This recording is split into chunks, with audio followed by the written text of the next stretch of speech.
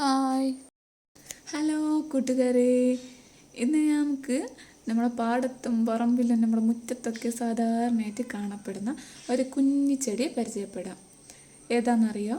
ഇത് കണ്ടോ, ഈ മുക്കുറ്റി. ഈ ചെടീൻ്റെ പേരാണ് മുക്കുറ്റി ചെടി.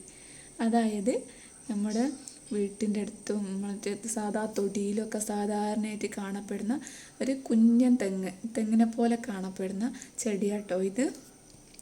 കണ്ടോ, അതാ മുകളിൽ തന്നെ ഇതിൻ്റെ പൂവും കായും ഇലയൊക്കെ മുകളിൽ വരുന്നതുകൊണ്ട് ഒരു തെങ്ങിനൊക്കെ ചെറിയ സാദൃശ്യമൊക്കെ കാണും. അതുകൊണ്ടാണ് അങ്ങനെ ഞാൻ പറഞ്ഞത്.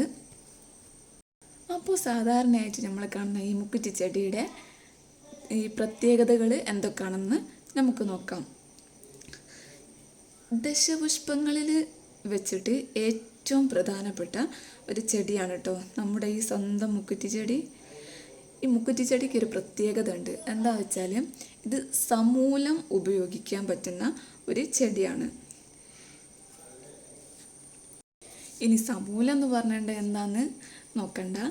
അതായത് നമ്മൾ ഈ എന്താ പറയുക, ഈ ചെടീനെ മൊത്തത്തിൽ ഒരു ഔഷധമായിട്ട് ഉപയോഗിക്കാം. അതുകൊണ്ടാണ് കേട്ടോ സമൂലം എന്ന് പറഞ്ഞത്.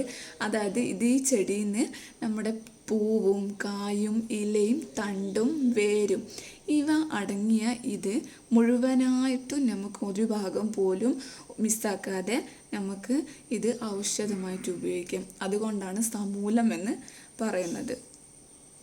ഒരുപാട് രോഗങ്ങൾക്കുള്ള ഒരുപാട് എന്ന് പറഞ്ഞാൽ രോഗങ്ങൾക്കുള്ള ഒരു ഔഷധ സസ്യമാണ് നമ്മൾ ഈ മുക്കുറ്റി ചെടി. നമ്മൾ ഈ കർക്കിടകത്തിൽ ചാന്തായിട്ട് മുക്കുറ്റി ചെടി ഉപയോഗിക്കാറുണ്ട്. അത് കയ്യിലിട്ടിട്ട് അരച്ചിട്ട് അതിൻ്റെ നീരെടുത്തിട്ട് കുറി തൊടുന്നതാണ് ചാന്തായിട്ട് ഉപയോഗിക്കുന്നത് കേട്ടോ. പക്ഷേ അതിലൊക്കെ പുറമായിട്ട് നമ്മൾ അറിയാത്ത ഒരുപാട് രോഗങ്ങൾക്കുള്ളൊരു മരുന്നാണ് ഈ ചെടി എന്നുള്ളതാണ് വാസ്തവം. പ്രധാനമായിട്ടും നമ്മുടെ ഈ പ്രമേഹ രോഗത്തിനാണ് ഈ മുക്കുറ്റി ചെടി ഉപയോഗിക്കുന്നത് കേട്ടോ. ഈ മുക്കുറ്റി ചെടി നമ്മളെ വെള്ളത്തിലിട്ട് തിളപ്പിച്ച് കുടിക്കുന്നത് പ്രമേഹ രോഗത്തിന് വളരെ നല്ലതാണ്.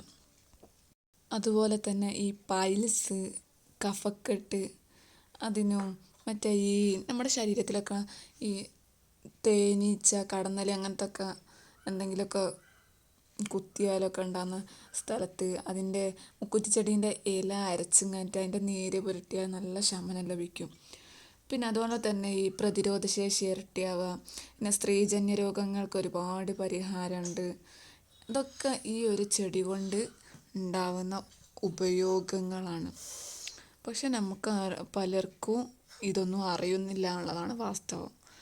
പലരും ഈ ഒരു ചെടീനെ നമ്മളെ മുറ്റത്തുണ്ടായാലും നമ്മളാരും മൈൻഡ് ചെയ്യൂല. കാരണം അതിനെക്കുറിച്ചുള്ള അറിവില്ലായ്മയാണ്. അതുകൊണ്ട് തന്നെ ഇത്ര ചെറിയ കാര്യങ്ങളിലെ വലിയ അറിവുകൾ നിങ്ങൾക്ക് ലഭിക്കാൻ വേണ്ടിയിട്ട് എൻ്റെ ഈ വീഡിയോ ഇഷ്ടമായാൽ എൻ്റെ ചാനൽ സബ്സ്ക്രൈബ് ചെയ്യുക. അതുപോലെ തന്നെ ലൈക്ക് ചെയ്യുക, ഷെയർ ചെയ്യുക. ബായ്.